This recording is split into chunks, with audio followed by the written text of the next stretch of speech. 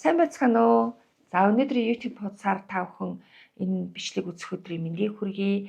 За өнөөдөр бид одоо нойрны тухай. Нойр хүнд яагаад чухал байдаг юм бэ?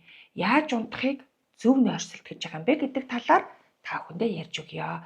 Нойрны сэдэв маш том сэдэв учраас хоёр хувааж ярина.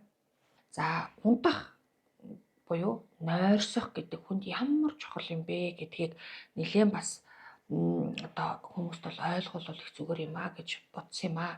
За нойр гэдэг бол хүн одоо өдөржин 5 м хүүгээ өдөржин ажилуулад шөнө болохоор 5 м хүүгээ бүгдийг орхиод тэгээд өөрийгөө чөлөөлөх, мэдээлэлээ боловсруулах, за мөн одоо юугаа одоо бохирдлоо гадагшлуулах, нөгөө өдөржин ажилласан эргэтэн системүүд чинь амрах ийм цаг хугацааг одоо хүнд өгсөн юм нь болохоор нойр байдаг. За нойр бол ер нь хэдэн цаг унтвал зүгээр юм бэ гэдэг асуулт байгаа. Нойр бол 7-оос 9 цаг унтах хэрэгтэй гэсэн ийм одоо олон улсын зөвлөгөө бол байгаа. За тэгвэл энэ дээр одоо яаж 7-оос 9 цаг унтчих юм бэ? Би бол одоо 5-6 цаг унтчихдаг гэдэг хүмүүс бол байдаг. За мөн одоо энэ 5-6 цаг яаж унтах юм бэ? Би одоо 10 цаг, 11 цаг унтнаа гэсэн ийм хүмүүс бол байдаг. За тэгвэл эндээс яг аль цаг нь тань тохиромжтой юм бэ? 7 цаг нь тохиромжтой юм уу? 8 цаг нь тохиромжтой юм уу? 9 цаг нь тохиромжтой юм уу? 6 цаг нь тохиромжтой юм уу гэдэг мэддэг арга нь та унтаж босоод за одоо жишээлх юм бол одоо орой унтаад өглөө босоод маргааш нь та ямар ч асуудалгүй, ямар нэгэн шинж тэмдэг илэрхгүй ийм одоо үйл ажиллагаагаар хэвийн өдөржин явж чадчих юм бол энэ таны нойрны цаг байна гэж ингэж ойлгож болно. Жишээлбэл зарим хүмүүс бол 12-оос унтаад 6-аас босчдөг. 6-аас босоод за энэ хүнд ямар шинж тэмдэг илэрхгүй байвал энэ 6 цаг болж байна гэж үзэх үү гэхээр нойр хурж ноцоорох нэгдүгээр шинж, хоёрдугаарт нь ерөөсө төвлөрч чадахгүй байх. Юмд ингээд төвлөрч чадахгүй нэг ингээд барьж тавиад байдаг тий. За ийм байх. За гуравдугаарт нь юмд амархан уцаар хүрэх тий. Уцаар хүрэх. За дөрөвдүгээрт нь өглөө босоход толгоо өвдөх. За тавдугаарт нь бэлгийн дур хүсэл ер нь буурсан одоо хөвчрөл болоод хүсэл төрдгөө гэсэн ийм 5 шинж тэмдэг ерөөсөө илэрхгүй байх юм бол та 7 хоног ингэж нойртой явхад ийм шинж тэмдгүүд илэрхгүй байвал за та 6 цаг унтахад таны бие организм зохицож чадчихна гэж үзэж болох юм а гэж ингэж хэлж байгаа. Гэхдээ хүнд тохиромжтой цаг нь бол 7-оос 9 цаг гэдэг байгаа. Тэгэхээр зарим хүмүүс бол 7 хоногийн ажлын өдрүүдэд за одоо нэг 6 цаг 7 цаг унтчаад амралтын өдрүүдэд 10-11 цаг хүртэл ингээд унтдаг штэ ер нь. За унтахад болж ийн. Гэхдээ маргааш амралтын өдөр юм чинь гэд хүмүүс яадаг вэ гэхээр шөнийн 2-3 цагт ингээд унтдаг. Тэгэхээр энэ нойрыг дандаа эвдэж идэг юм нь одоо тэнцвэртэй бус амьдралын хөвшлээсээ болоод хүн нойрны ритм буюу биологийн цагаа эвдээд идэг байна. Тэгэхээр хамгийн эрүүл байх боломжит одоо нөхцөл одоо ирээдүйд би Альцгеймер тусахгүй бай, мартамхай өвчин тусахгүй бай, ажлын бүтээмж сайтай бай гэдэг энэ одоо асуудлууд үүсэхгүй би эрүүл хамгийн сайн одоо үзүүлэлт дээр одоо хүн чинь нэг юм үзүүлэлтийг үзүүлж байгаа шүү дээ. Би одоо ингээд жишээлбэл 100 м-т би 12 секунд гүйдэг байснаа нойр дутуу байхад би 15 секунд гүйж явах юм бол миний одоо биеийн чадамжийн үзүүлэлт сул байна те. Би одоо ингээд нэг ийм номыг би 2-3 өдөрт ингээд уншиж дуустдаг байсан чинь нойргүй хонсон шөнөө ерөөсөө урагшаа ахихгүй байна. Гэвэл энэ нойргууд л танд маш их нөлөөлөө бүтээмжийг чинь буулгаж байгаа гэсэн үг байхгүй юу? За тэгэхээр энэ нойрыг одоо сайжруулахын тулд яах вэ гэдэг ийм асуудал гарч байгаа шүү дээ. Тэгэхээр нойр яагаад тавах гээд байгаа гэхээр нэгдүгürt би түрүү ингээд тайлбарласан та 5 м хүүгээ бүгдийг одоо орхиод өдөржин авсан юмаа цэвэрлээд өөрийгөө дахин маргаашийн өдөрт бэлдэж байгаа, өөрийгөө нөхөн төлжүүлж байгаа, эд эсээ цэвэрлж байгаа энэ үйл явцыг хийж байгаа юм маань нойр байгаа. Тэгэхээр нойр дандаа дутуу яваад байх юм бол ирээдүйд Альцгеймер тусах магадлал маш өндөр байна гэж ингэж оншилж байгаа. За тэр нь яаж ингэж оншилсан бэ гэхээр хүн ингээд 90 минутын хугацаатай цаг 30 минут гэсэн үг шүү дээ. 90 минутын хугацаатай 5 шатаар дамжаад REM нойр 1 2 3 4 гэсэн ийм 4 шат буюу ингээд 5 шатыг дамжиж ингэж унтдаг юм байна. REM нойр нь болохоор нүдний энэ хөдөлгөөн ингээд нүдээ андсан байхад хурдан хөдөлж байгаа энэ үе байдаг. Энэ үед зүү зүүдлээд энэ үед сэрэх юм бол та зүүдээ санаж ядгаа гэсэн үг. Санаж ядаг үе. За тэгвэл хөнгөн нойрсоод 1-р үе, 2-р үе гэж ингэж яваад 3-4-р үе явах нь гүн нойронд орж байгаа гэсэн үг байхгүй. Тэгэхээр гүн нойронд ингээд орохоор хүнд ямар одоо үйл явц болдгоо гэхээр тарих бүх одоо энэ нөгөө суугаа бүгдийг нээгээд энэ дотор мартах одоо процессыг явуулж яадаг. За энэ одоо янз бүрийн хаягдал гарч яадаг. Өдөржин ажилласан тарих шүн одоо ингээ нөгөө бүх суугаа нээхээр тэр дотор хоригдлогдсон гормон, за одоо ингээд нөгөө янз бүрийн бохирдол, элементүүд чинь бүгд угаагдаж гадагшилдаг үеийг туулдаг байх нэ. Тэгэхээр энэ 90 минутын энэ нойрыг ингээд ээлжлээл ингэж аваад ингээд явж байхдаа REM нойронд цаг 30 минут тутамд энэ лөө орж идэх гэсэн. Тэгээ өглөөс хэрэг болоод ирэхээр REM нойрын хугацаа ихсээд гүн нойрны хугацаа багасч идэг. Тэгэхээр энэ гүн нойр руу та маш сайн орж чадах юм бол өөрийгөө нөхөн төлжүүлж чадах бөгөөд одоо тарихаа бүрэн одоо ингэж шинчилж чадчихдаг ийм хугацаа байх нэ. За тэгэхээр ийм нойронд орохын тулд хүн өөрийгөө бэлддэг байх нь за нэгдүгээрт нь юу бэлдэх вэ гэхээр унтахын өмнө 3 цагийн өмнөөс ерөөсөө юу ч идэхгүй, юу ч уухгүй. Хэрвээ та 12 цагт унтах гэж байгаа гэж бодох юм бол 9 цаг хүртэл за шингэн юм уула тий хүмүүс бол дийлэнхтэй ер нь 6 цагаас хойш шингэн юм багасгаад хамгийн сүүлд 9 цаг хүртэл ууж болно гэж тэгж байгаа боловч ер нь та 9 цагт унтъя гэж бодож байгаа 10 цагт унтъя гэж бодож байгаа 7 цагаас хойш нэг ч уух идэх юм битгий идэж уу гэж байгаа байхгүй юу. За ингэх юм бол таны дотор гэдэс бие чинь тий ингээд амраад маргаашийн үйл ажиллагаанд бэлдэх, шинжлэх ийм цаг хугацаа үзүүлдэг учраас ерөөсөө унтахаас өмнө 3 цаг юу ч ууж битээ дээ гэдэг одоо чухал зөвлөгөө байна. За хоёрдугаарт нь өглөө босоод нүдэндээ нар үзүүлэх гэж байгаа. Нүдний энэ юунда өглөө босоод бид нар хар шил зүгэл гадагшаа гараа явчихвал энэ нөгөө нүдний энэ торлог бүтэц, нүдний бүтэц маань гэрэл орж иж өглөө болсон байж тээ. Миний биологийн цаг ингээд одоо юу ятсан байна? Эхэлсэн байна тий. Тэгэхээр би энэ биологийн цагаа тэгэхээр өглөө босоод нүдэндээ нар үзүүл. Нүдний шил зүүхгүйгээр 15 минутаас дээш нар үзүүл гэж байгаа байхгүй. Тэгээ өглөө босоод эрт босоод аалах өглөөний нарыг үзүүл. Тэгэх юм бол би чинь биологийн цагаараа сэрээд өө чи өглөө болсон байж тээ. Би чинь өглөө болсон юм чи одоо ингээд бүх идэрхтнүүдээ ажилуулад оройд хэдэн цагийн үед унтан шүтэ гэдэг ийм нөгөө тохиоллоо авдаг байна л да. Тэгэхээр өглөө босоод нүдэндээ нар үзүүлэхгүй байх нь таны орой унтаад танаас мелатонин ялгарах хэмжээг бол бууруулж идэг байна. За орой тогтмол цагт орондоо орох гэж байгаа байхгүй юу. Тэгэхээр хүн за би одоо 11 цагт орондоо ороод за ингээд нөгөө унтахгүй байсан ч гэсэн ингээд хэвтдэг штэ. Ер нь үдэ айнад хэвтгэхэд хүнд бол энэ нөгөө ийм цацрагууд ялгарч эхэлдэг байгаа хүн өөрөөс нь за би чи одоо ингээд унтах цаг болж байгаа юм байна шүү дээ. За одоо миний биологийн цагаар энэ харанхуй болчиход байна. Хөшгөө татаад харанхуулаад ингээ харанхуй болчиход байна. Мелатонин чи ялгарх хэрэгтэй юм байна шүү дээ гэдэг тохиолдлуудыг өгдөг учраас энэ маягаар өглөө тогтмол цагт босоод орой тогтмол цагт унтаад байвал нойрны одоо асуудлыг тарих миний биологийн цаг одоо сэрж байна. Би одоо унтах хэрэгтэй гэдэг мэдээллүүдээ аваад таныг унтуулж чадах тийм одоо ажиллагаагаа эхлүүлдэг байх нэ. За орлууга утас авч ерөөсөө орж болохгүй.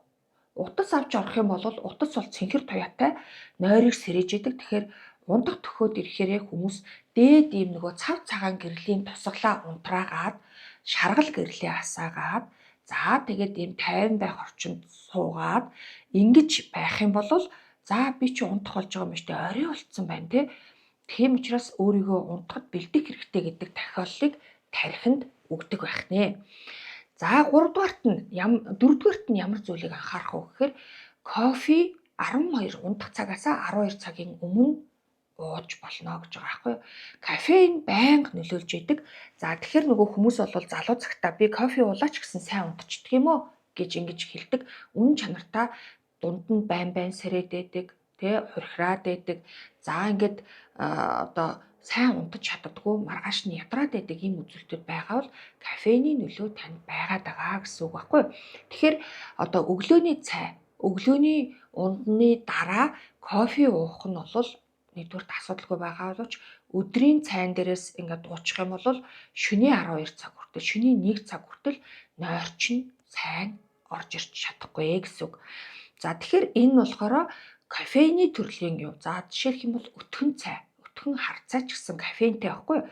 Тэгэхээр ийм кофеины төрлийн юмыг өдөржин уучих юм бол шөнө нойр хүрэхгүй байх магадлал маш өндөр байдаг гэсэн үг. За дараа нь яах вэ гэхээр сэтгэлээ номготгоё гэж байгаа байхгүй юу. Тэгэхээр нөгөө үргэлж ийм одоо сэтгэл хөдлөл өндөртэй, за ингээ байнга өөрийгөө төгшүүрийн байдалд байлгадаг. Одоо ингээд яах вэ? Одоо би чинь маргааш юу хийх ёстой вэ? Одоо би чинь төлөвлөгөөгөө хийлүү яалаа гэл ингээл байнга бодолтойгоо орондоо орох юм бол энэ сэтгэл номготгоогүй, сэтгэл өөрийн чинь бие дээр ирэх тухай би нэг ярьжсэн шүү дээ лайв дээр. Тэгэхээр өөрийн чинь бие дээр сэтгэл чинь ирэхгүй, эргэн тойрноор явж байгаа учраас таны нойр хүрч чадахгүй ийм болоод байдаг. За тэгэхээр энэ сэтгэлээ номготгохын тулд яах вэ гэх тэгэхээр одоо ерөөсөө энэ маргааш би чинь ингээд одоо юутай шүү дээ, нөгөөдөр тийм юмтай, одоо шалгалттай шүү дээ, ийм юмтайгаар байнга бодлоо тэгээд ингээд байвал босож суугаад орноосоо босоод тэгтээ тод гэрэлтэй газар очихгүй бүдэг шаргал гэрэлтэй газар суугаад тэгээд сэтгэл дотроо байгаа юмнуудаа бодогдоод байгаа юмнуудаа бүгдийг бичнэ. За энэ ингээд бичгээр миний нойр сэрчихгүй юу гэж хүмүүс ингээд их асуудаг. Үнэн дээр энэ сэрж байгаа юмш таны тархийг цэгцлээд сэтгэлээ чинь номготгоо буцаагаад өөр дөр чи авчираад юунд санаа зовоод байгаа вэ гэдгийг чинь бүгдийг гаргаад өгдөг учраас энэ одоо юугаа хүн тайвшраад унтах боломжтой болдог. Энэ бол маш үр дүнтэй ийм арга байдгаа гэж энэ дэлхийд даяар үздэг. Тэгэхээр орныхоо хажууд одоо ширээний чийдэнтэй тэрэн шаргалдуу гэрэлтэй болвол одоо тэр нөгөө нэг санаа зовлтоо бичдэг дэвтэр, бодлоо бичдэг дэвтэр гээд орныхоо хажууд нээчээд тэгж унтах юм бол их сайн. Би өмнө нь одоо ингэж бас одоо нойроо ингэж авахын тулд унтмаар байдаг, тарих ажиллаад байдаг, ингэмээрэн тэгмээрэн энэ ингэ шүдэгээд бодогдоод байдаг учраас хажуудаа ингэж авцсанд ингэж так гэд ингэ авчичдаг юм хатуу авц байдаг шүү дээ. Ийм ячаад ингэ балаа авчуулцдаг байсан байхгүй юу? Тэгээд шүн ингээд унтаж чадахгүй бол босч ирээд бүх бодож байгаа юм ингээд биччихдэг.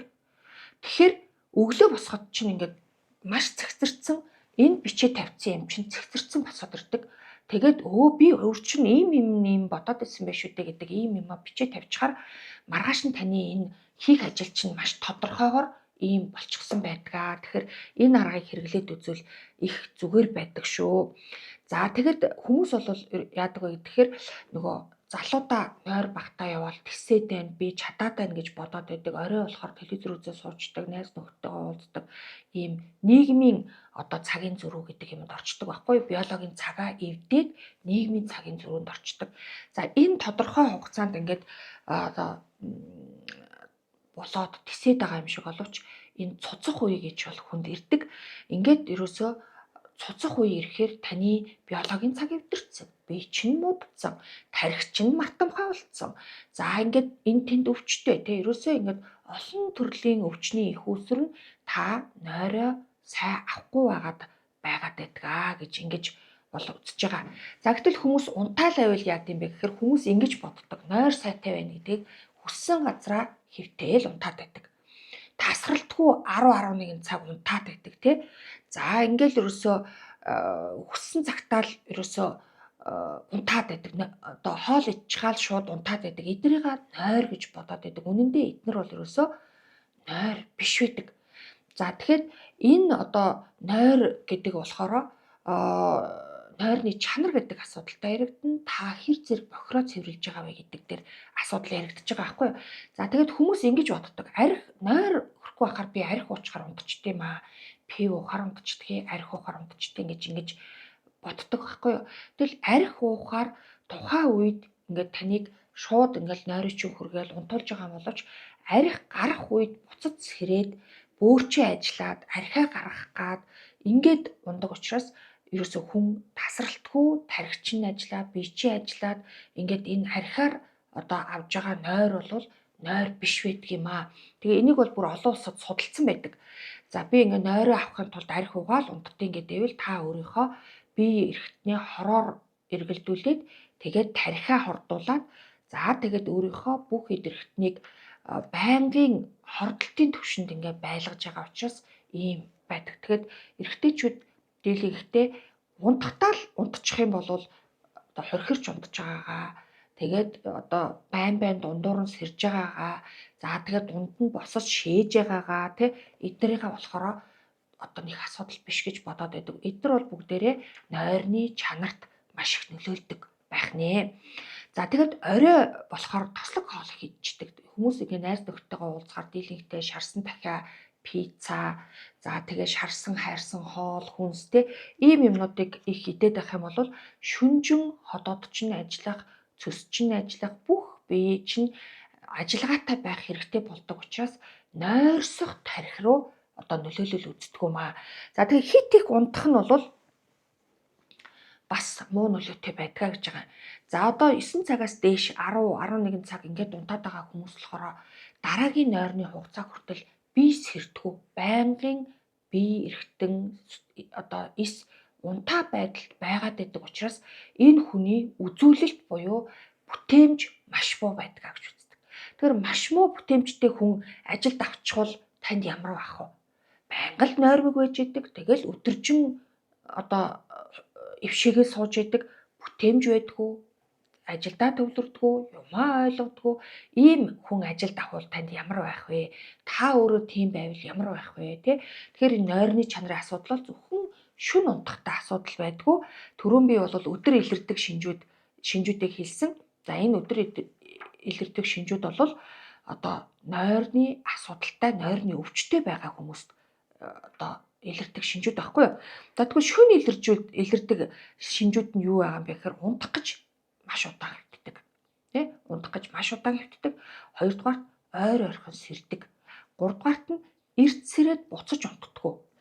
Дөрөвдүгээрт нь ерөөсөө энэ би хөвтчихад яхаар доод мөчтийн хөлн ингээд жиргнээд байдаг, өвдөөд байдаг тий ийм байдлын шинж тэмдэг илрээд байдаг. Ийм хүмүүс 7 хоногт 3-аас дээш удаа энэ байдал чинь 3 сар үргэлжлэх юм бол та нойрны өвчтэй байна гэж өөрийгөө оншилж болно гэсэн үг байхгүй.